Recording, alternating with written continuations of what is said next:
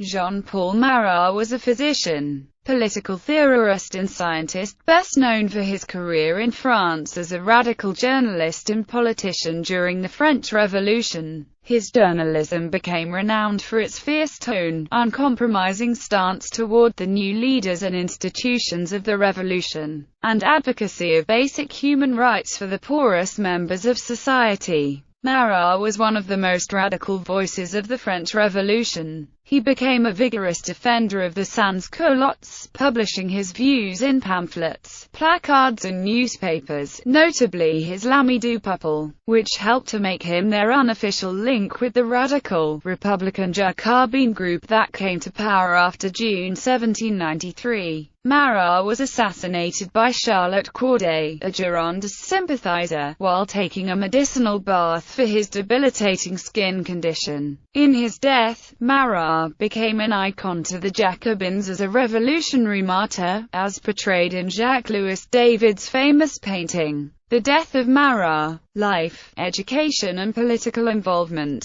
Jean-Paul Marat was born in Boudry in the Prussian Principality of Neuchâtel, now part of Switzerland, on 24 May 1743. He was the second of 9 children born to Jean Marat, a native of Cagliari, Sardinia, and Louise Cabral, a French Huguenot from Castres. His father was a Mercedarian, commendator, and religious refugee who converted to Calvinism in Geneva. At the age of 16, Marat left home in search of new opportunities, aware of the limited opportunities for outsiders. His highly educated father had been turned down for several college teaching posts. His first stop was with the wealthy Néric family in Bordeaux. After 2 years there he moved on to Paris where he studied medicine without gaining any formal qualifications. Moving to London in 1765, for fear of being drawn into dissipation, he set himself up informally as a doctor, befriended the Royal Academician artist Angelica Kauffmann, and began to mix with Italian artists and architects in the coffee houses around Soho. Highly ambitious, but without patronage or qualifications, he set about inserting himself into the intellectual scene with works on philosophy and political theory.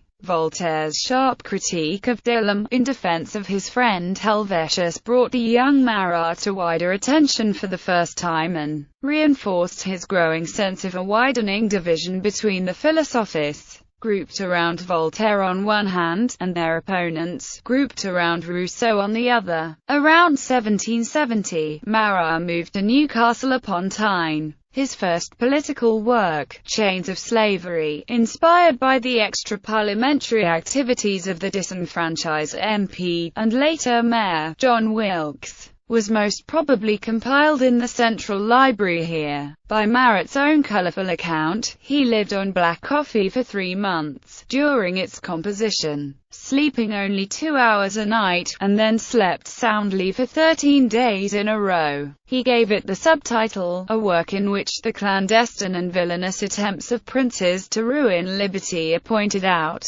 and the dreadful scenes of despotism disclosed. It earned him honorary membership of the patriotic societies of Berwick-upon-Tweed, Carlisle and Newcastle. The Newcastle Literary and Philosophical Society Library possesses a copy, and Tyne and Wear Archives Service holds 3 presented to the various Newcastle guilds. A published essay on curing a friend of Gleat's probably helped to secure his medical referees for an MD from the University of St Andrews in June 1775. On his return to London, he further enhanced his reputation with the publication of an inquiry into the nature, cause, and cure of a singular disease of the eyes. In 1776, Marat moved to Paris following a brief stopover in Geneva to visit his family. Here his growing reputation as a highly effective doctor, along with the patronage of the Marquis de la Robespierre, the husband of one of his patients, secured his appointment, in 1777, as physician to the bodyguard of the Comte d'Artois, Louis XVI's youngest brother who was to become King Charles X in 1824. The position paid 2,000 livres a year plus allowances.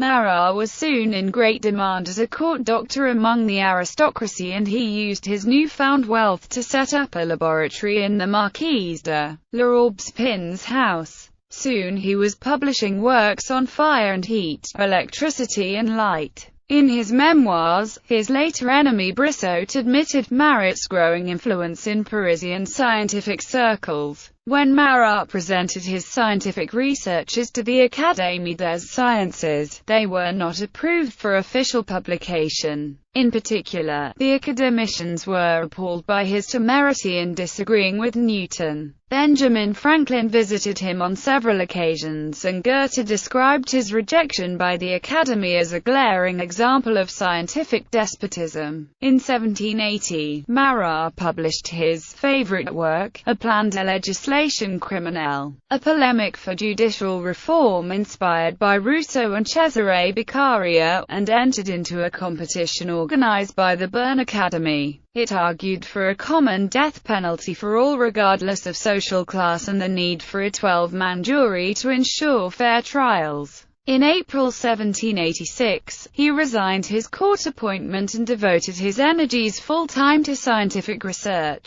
He published a well-received translation of Newton's Optics, which was still in print until recently, and later a collection of essays on his experimental findings, including a study on the effect of light on soap bubbles in his memoirs académiques, Aux Nouvelles Découvertes sur la Lumière. Many of his references to slavery illustrate the curious links between the use of the language of slavery in a metaphorical sense and the triangular trade. As a tutor to the Néric family in the leading slave port of Bordeaux, he may have witnessed aspects of the trade. Monsieur Néric was a leading slave merchant and later an ennobled member of the National Assembly. Soon after the uprisings in the Caribbean island and sugar colony of Saint-Domingue, he wrote in 1792 that those in Saint-Domingue are a separate people from France. He cited the new constitution: the basis of all free government is that no people can be legally subject to another people. Friend of the people. On the eve of the French Revolution, Marat placed his career as a scientist and doctor behind him and took up his pen on behalf of the Third Estate.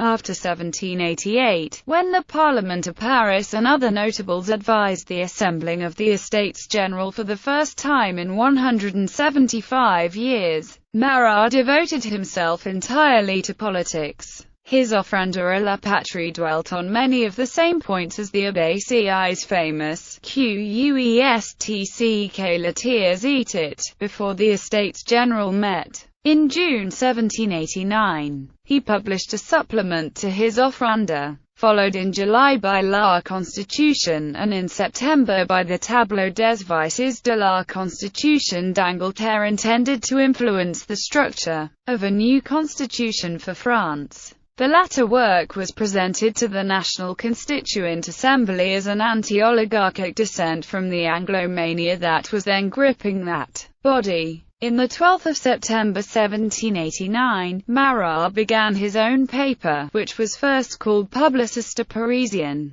before changing its name 4 days later to L'Ami du Peuple. From this position, he often attacked the most influential and powerful groups in Paris, including the Corps Municipal, the Constituent Assembly, the Ministers, and the Corps du Châtelet. In January 1790, he moved to the Radical Cordeliers section. The Club des Cordeliers, then under the leadership of the lawyer Danton, was nearly arrested for his aggressive campaign against the Marquis de Lafayette, and was forced to flee to London, where he wrote his Dénonciation contre Necker, an attack on Louis XVI as a popular finance minister. In May, he returned to Paris to continue publication of L'Ami du Peuple and briefly ran a second newspaper in June 1790 called Le Junius Français, named after the notorious English polemicist Junius. Marat faced the problem of counterfeiters distributing falsified versions of L'Ami du Peuple, which led him to call for police intervention. Ironically, Marat's L'Ami du Peuple was originally an illegal publication itself. However, effective police intervention resulted in the suppression of the fraudulent issues.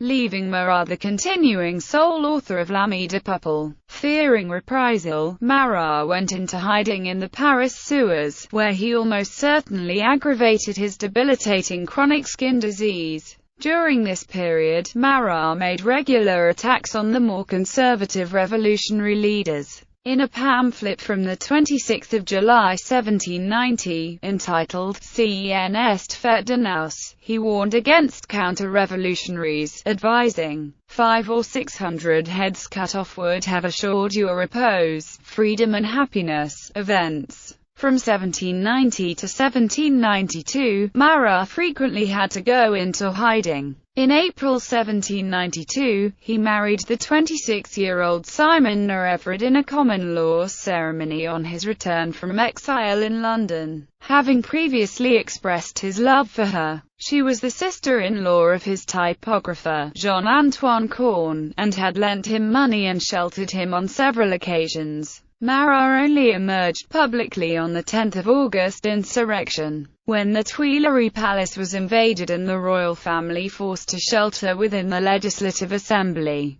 The spark for this uprising was Karl Wilhelm Ferdinand, Duke of Brunswick-Luneburg's provocative proclamation, which called for the crushing of the revolution and helped to inflame popular outrage in Paris. The National Convention. Marat was elected to the National Convention in September 1792 as one of 26 Paris deputies, although he belonged to no party. When France was declared a republic on the 22nd of September, Marat renamed his L'Ami du Peuple as Le Journal de la République Française. His stance during the trial of the deposed King Louis XVI was unique. He declared it unfair to accuse Louis of anything before his acceptance of the French Constitution of 1791, and, although implacably he said believing that the monarch's death would be good for the people, defended Guillaume Chrétien de Lamoignon de Malesherbes, the King's Counsel, as a sage a respectable vieillard.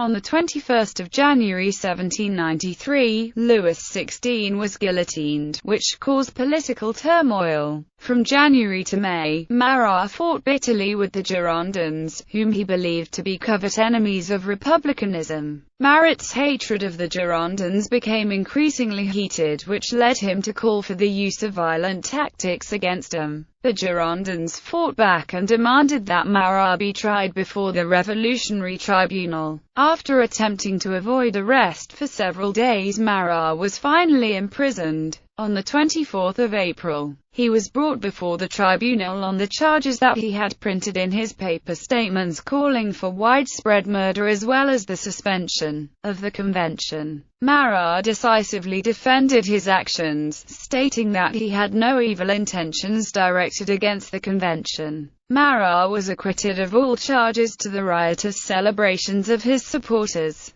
death. The fall of the Girondins on 2 June, helped by the actions of François Henriot, the new leader of the National Guard, was one of Marat's last achievements. Forced to retire from the convention as a result of his worsening skin disease, he continued to work from home, where he soaked in a medicinal bath. Now that the Montagnards no longer needed his support in the struggle against the Girondins, Robespierre and other leading Montagnards began to separate themselves from him, while the convention largely ignored his letters. Marat was in his bathtub on 13 July, when a young woman from Caen, Charlotte Corday, appeared at his flat, claiming to have vital information on the activities of the escaped Girondins who had fled to Normandy. Despite his wife Simonne's protests, Marat asked for her to enter and gave her an audience by his bath, over which a board had been laid to serve as a writing desk. Their interview lasted around 15 minutes. He asked her what was happening in Caen and she explained, reciting a list of the offending deputies. After he had finished writing out the list, Corday claimed that he told her, "Their heads will fall within a fortnight," a statement she later changed at her trial to, "Soon I shall have them all guillotined in Paris." This was unlikely since Marat did not have the power to have anyone guillotined. At that moment, Corday rose from her chair, drawing out from her corset the 5-inch kitchen knife, which she had bought earlier that day, and brought it down hard into Marat's chest, where it pierced just under his right clavicle, opening the carotid artery, close to the heart. The massive bleeding was fatal within seconds. Slumping backwards, Marat cried out his last words to Simon: "Aidez-moi, ma chère amie," and died. Corday was a Girondin sympathizer who came from an impoverished royalist family. Her brothers were émigrés who had left to join the exiled royal princes. From her own account, and those of witnesses, it is clear that she had been inspired by Girondin speeches to a hatred of the Montagnards and their excesses, symbolized most powerfully in the character of Marat. The Book of Days claims the motive was to avenge the death of her friend Barbaroux. Marat's assassination contributed to the mounting suspicion which fed the terror during which thousands of the Jacobins' adversaries, both royalists and Girondins, were executed on supposed charges of treason. Charlotte Corday was guillotined on 17 July 1793 for the murder. During her 4-day trial, she had testified that she had carried out the assassination alone, saying, "I killed one man to save 100,000. Memory in the Revolution. Marat's assassination led to his apotheosis. The painter Jacques-Louis David, a member of one of the two great committees, was asked to organize a grand funeral. David took up the task of immortalizing Marat in the painting The Death of Marat, beautifying the skin that was discolored and scabbed from his chronic skin disease in an attempt to create antique virtue. David, as a result of this work, has since been criticized as glorifying the Jacobins' death. The entire National Convention attended Marat's funeral and he was buried under a weeping willow, in the garden of the former Club des Cordeliers. After Marat's death, he was viewed by many as a martyr for the revolution, and was immortalized in various ways in order to preserve the values he stood for. His heart was embalmed separately and placed in an urn in an altar erected to his memory at the Cordeliers in order to inspire speeches that were similar in style to Marat's eloquent journalistic skills. On his tomb, the inscription on a plaque read: Unité, indivisibilité de la République, liberté, égalité, fraternité à la mort. His remains were transferred to the Panthéon on 25 November 1793, and his near-messianic role in the revolution was confirmed with the elegy. Like Jesus, Marat loved ardently the people, and only them. Like Jesus, Marat hated kings, nobles, priests, rogues and, like Jesus, he never stopped fighting against these plagues of the people. The eulogy was given by the Marquis de Chardin, delegate of the Section Peaks and an ally of Marat's faction in the National Convention. By this stage de Chardin was becoming appalled with the excesses of the Reign of Terror and was later removed from office and imprisoned for moderatism. On 5 December, on 19 November, the port city of Le Havre de Grace changed its name to Le Havre de Marat and then Le Havre Marat, when the Jacobins started their dechristianization campaign to set up the cult of reason of Hébert and Chalmette and cult of the supreme being of Robespierre. Marat was made a quasi-saint, and his bust often replaced crucifixes in the former churches of Paris. By early 1795, Marat's memory had become tarnished. On 13 January 1795, Le Havre Marat became simply Le Havre, the name it bears today. In February, his coffin was removed from the Panthéon and his busts and sculptures were destroyed. His final resting place is the cemetery of the Church of Saint-Étienne-du-Mont. His memory lived on in the Soviet Union. Marat became a common name and the Russian battleship Petropavlovsk was renamed Marat in 1921. A street in the center of Sevastopol was named after Marat on 3 January 1921, shortly after the Bolsheviks took over the city. Skin disease described during his time as a man short in stature, deformed in person, and hideous in face. Marat has long been noted for physical irregularities. The nature of Marat's debilitating skin disease, in particular, has been an object of ongoing medical interest. Dr. Joseph E. Jelinek noted that his skin disease was intensely itchy, blistering, began in the perianal region, and was associated with weight loss leading to emaciation. He was sick with it for the 3 years prior to his assassination, and spent most of this time in his bathtub. There were various minerals and medicines that were present in his bath while he soaked to help ease the pain caused by his debilitating skin disease. The bandana that is seen wrapped around his head was soaked in vinegar to reduce the severity of his discomfort.